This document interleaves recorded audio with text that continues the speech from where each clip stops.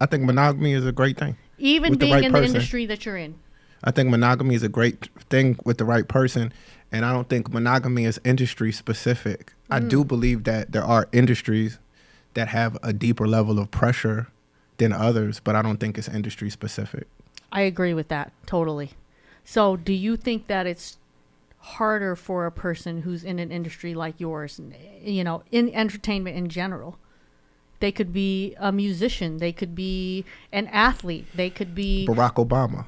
the, the Yeah, president. imagine how many women he turns down every day that don't care about the fact that he's married and his daughter's on his Instagram. That's a damn shame. Ladies, we got to do better. Anyway, yeah, so then there's the guy who's the 9 to 5, who's a plumber, for example, or a dentist, for example. And I want to dispel that. I think there's a misconception about, like, based on what industry you're in, you're more or less promiscuous or sexually active, which it isn't. It isn't. It's not valid.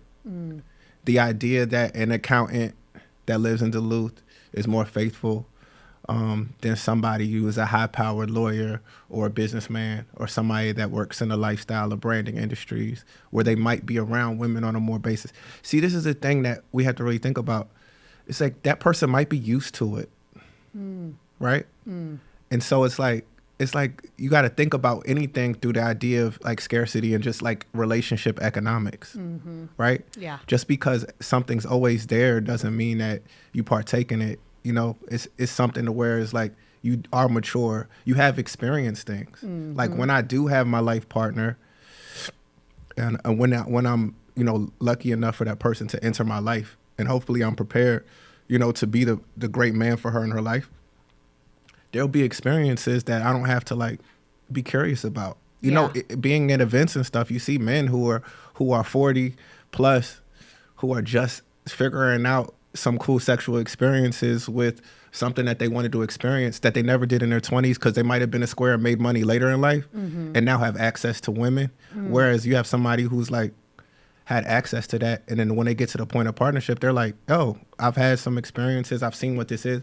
I might have thought this was something good and it wasn't, but I don't need to be this older man who is in a monogamous relationship wondering what the weather is like or tipping my toe in the water because I've had quality experiences that preceded my relationship. And that doesn't mean being with everybody. That might be sitting at a table with a type of woman that you thought you might have desired or physically.